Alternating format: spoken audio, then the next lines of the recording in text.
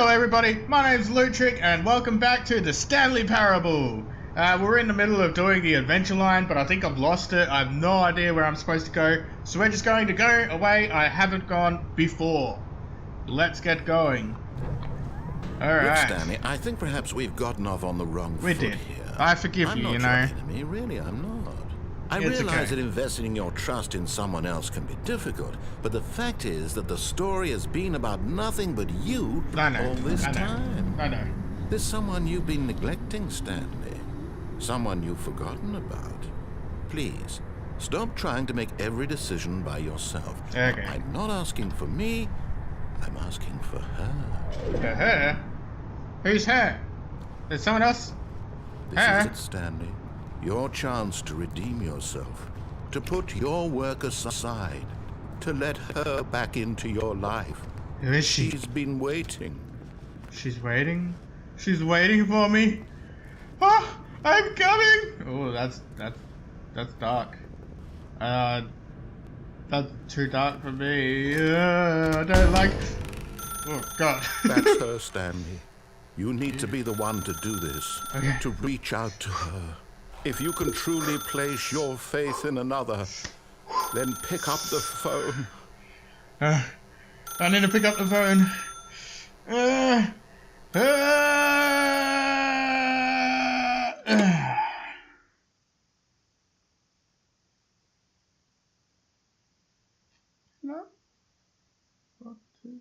Stanley, is that you? Hold on, sweetie. Sorry to keep you waiting. I'm just pulling the bread out of the oven. All right. Okay, there we go. All right, now, I want you to come in and tell me all about your day. No mannequins. No. Come on. Did you actually think you had a loving wife? I did. They want to commit their life to you. I'm trying to make a point here, Stanley. Goosebumps. I'm trying to get you to see something. Come inside. Let me show you what's really going on here. No, I don't. I don't want to go inside. You got mannequins. Sorry, but you're in my story now. Oh. Mannequins. Dude, you stay there. This is a very sad story about the death of a man named Stanley. No! I don't want to die. Good morning, employee 427. Press 1 on your keyboard. I can't move. I'm stuck in here with her. Okay. Stanley is quite a boring fellow. He has a job that demands nothing of him, and every button that he pushes is a reminder of the inconsequential nature of his existence. Press C. I'll press anything you want, just don't make her move. Wait, doing exactly what he's told to do. Yeah, that just came Now he's pushing a button. Now he's eating lunch. Now he's going home. Now he's coming back to work.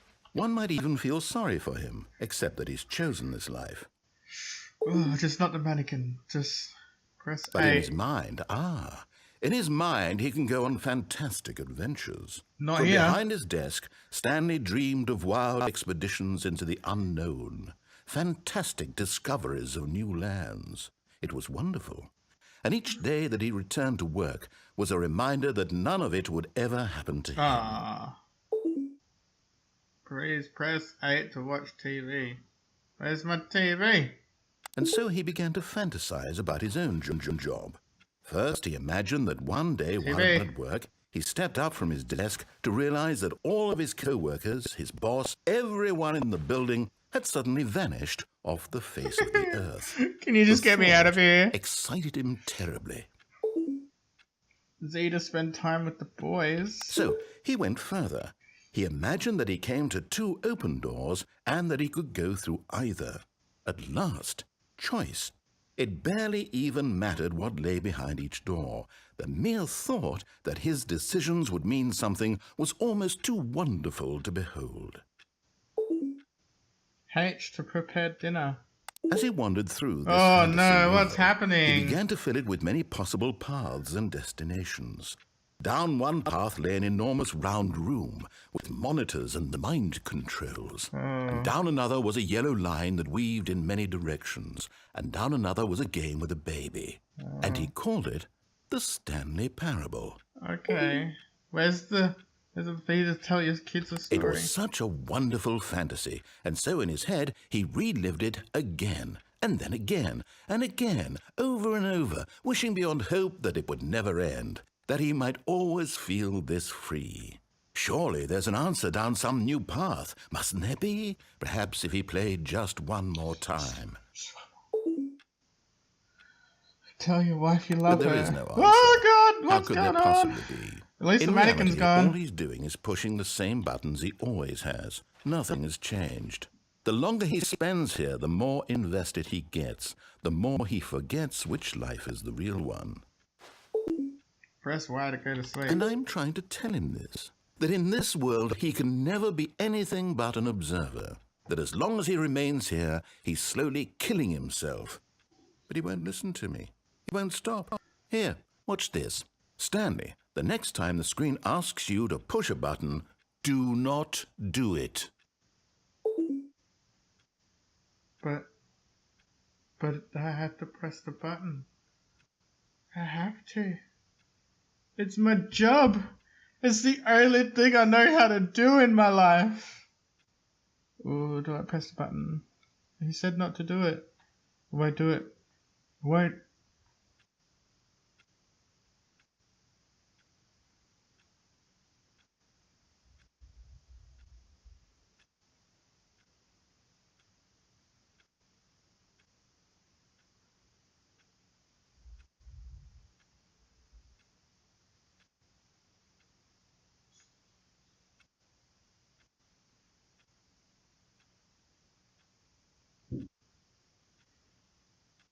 Nothing's happening. You see? Can he just not hear me? How can I tell him in a way that he'll understand that every second he remains here, he's electing to kill himself? How can I get him to see what I see? How can I make him look at himself? Press E to question nothing. I suppose I can't, not in the way I want him to. But I don't make the rules. I simply play to my intended purpose. Back in It's my the same office. as Stanley.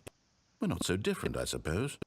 I'll try once more to convey all this to him. I'm compelled to. I must. Perhaps, well, maybe this time he'll see. Maybe. This time. Maybe. And I tried again. Please die. And Stanley pushed a button. And I tried again. And Stanley pushed a button.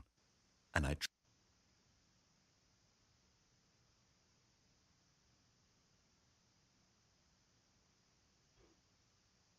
What?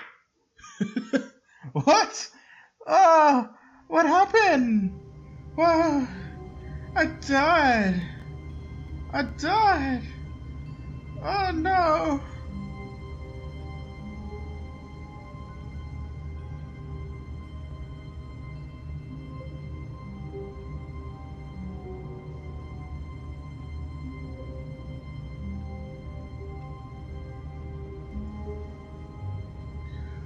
Okay, let's keep going. The meeting room. Yes, that's where everyone would be.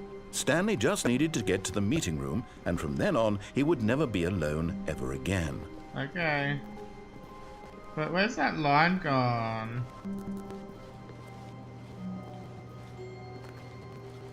I don't know what I'm doing anymore. My life is a lie.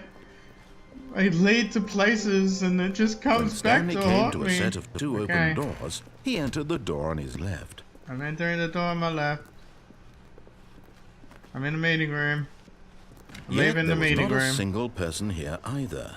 Feeling a wave of disbelief, Stanley decided to go up to his boss's office. Nope. Hoping he might find I'm going coming to down. a staircase, Stanley walked upstairs to his boss's office. Go down. Ooh. Ooh.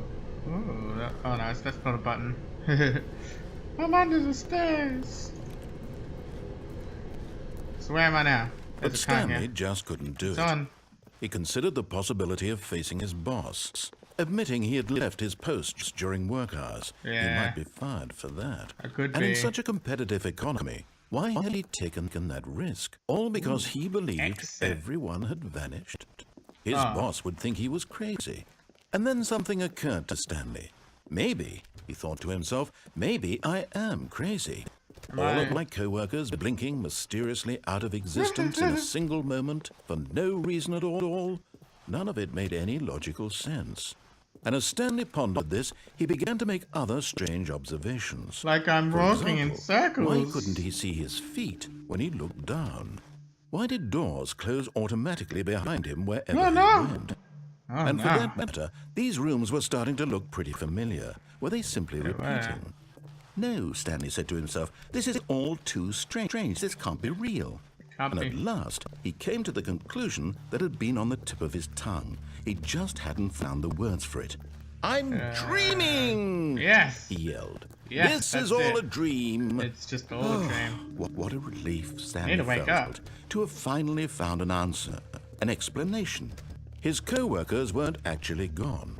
He wasn't going to lose his job. He wasn't some crazy after all. And he thought to himself, I suppose I'll wake up soon. I'll have to go back to my boring real-life job pushing buttons. Yeah. I may as well enjoy this while I'm still lucid. Might as well. So, he imagined himself flying and began to gently float above Whoa. the ground. Whoa. Then he imagined I'm himself flying. soaring through space on a magical star field, and it too appeared. It was so much fun, and Stanley marveled that he had still not woken up. How was he remaining so lucid? And then perhaps the strangest question of them all entered Stanley's head. One he was amazed he hadn't asked himself sooner. Why is there a voice in my head dictating everything that I'm doing and thinking? Oh my God. Now the voice was describing itself being considered by Stanley, who found it particularly strange. I'm dreaming about a voice describing me, thinking about how it's describing my thoughts, he thought. Yeah. And while he thought it all very odd, and wondered if this voice spoke to all people in their dreams, the truth was that, of course, this was not a dream. It's not? How could it be? Was Stanley simply deceiving himself? No. Believing that if he's asleep, he doesn't have to take responsibility I don't for know. himself? But I'm walking around in Stanley circles is still. as awake right now as he's ever been in his life. Oh no. Now hearing So the I've voice just speak messed these up. words was quite a shock. I'm to crazy. Stanley. I'm After going all, crazy. He knew for certain, beyond a doubt, that this was in fact a dream. Did the voice not see him float and make the magical stars just a moment ago? How else would the voice explain all that? Yeah. This voice was Yeah, a part of voice. himself too. Yeah. Surely, if he could just... Country. He would prove it. He would prove that he was in control. Yes. That this was a dream. Yes. So he closed his eyes gently, and he invited himself to wake up. He felt the cool weight of the blanket on his skin, the press of the mattress on his back, the fresh air of a world outside this one. Let me wake up, he thought to himself. I'm through with this dream.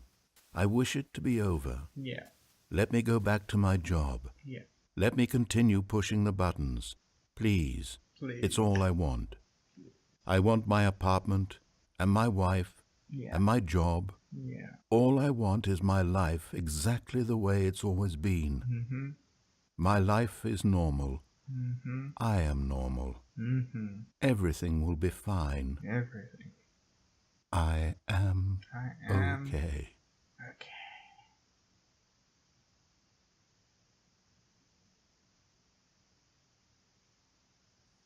Stanley began screaming. Please, someone, wake me up. My name is Stanley. Please. I have a boss. I have an office. I am real. Please, just someone tell me I am real. I must be real. I must speak. Can anyone hear my voice? Who am I? Who am I? And everything went black.